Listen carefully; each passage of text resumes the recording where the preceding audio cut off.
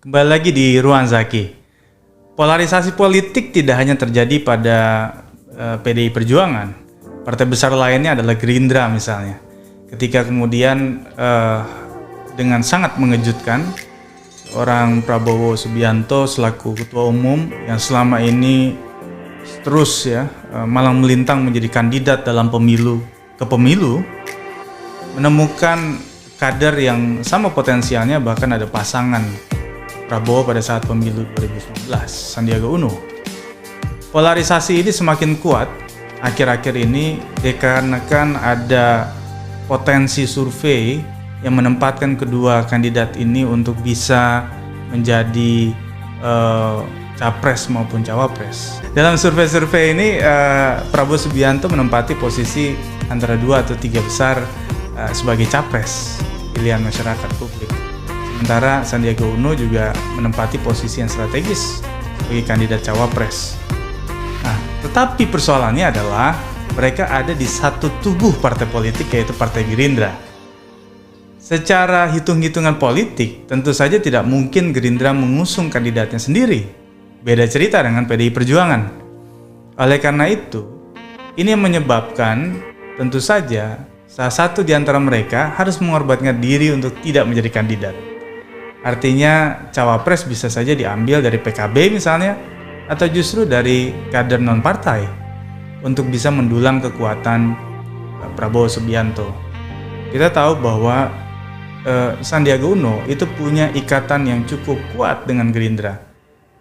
Ketika dia menjadi wakil gubernur DKI Jakarta, ketika dia menjadi calon wakil presiden di pemilu 2019, ikatan itu yang kemudian membuat Sandiaga Uno sempat menjadi primadona di dalam Partai Gerindra ini. Tetapi kalkulasi politik yang mungkin tidak jauh diperhitungkan oleh Sandiaga Uno membuat akhirnya hari ini dua tokoh besar ini bingung untuk menentukan nasibnya di 2024. Akhirnya banyak desas-desus yang kemudian memberitakan bahwa ada kemungkinan mereka akan pecah kongsi. Apakah dia akan keluar dari gerbong Partai Gerindra, lalu kemudian ditangkap peluang itu oleh partai lainnya, sehingga kemudian membuka potensi untuk maju dalam gelanggang pemilu 2024 dengan kendaraan politik yang berbeda.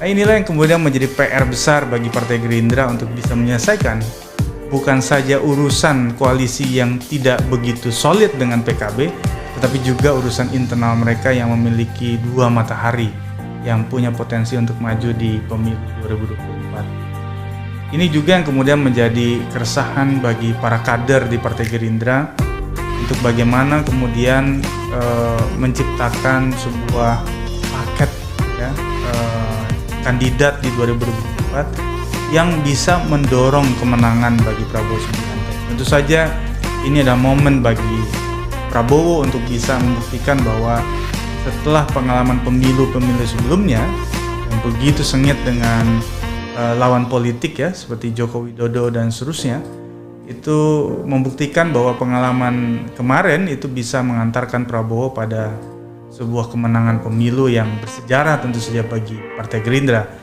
Oleh karena itu langkah politik yang akan diambil oleh Partai Gerindra tentu saja tidak serampangan. Dia akan menghitung dengan baik-baik karena peta koalisi hari ini sangat dinamis. Bisa jadi ada manuver politik yang kemudian timbul di last minute, dan itu juga yang kemudian nanti akan menentukan ada berapa kandidat pada Pilpres 2024 yang kemudian akan maju untuk memeriahkan pemilu pasca 2 periodenya Pak Jokowi. Karena itu kita akan saksikan bagaimana kemudian Gerindra mampu untuk merajut potensi pecah kongsi ini untuk kembali menyolidkan mesin partai politik Gerindra menghadapi pemilu 2020. Sampai ketemu lagi di Ruang Zaki berikutnya.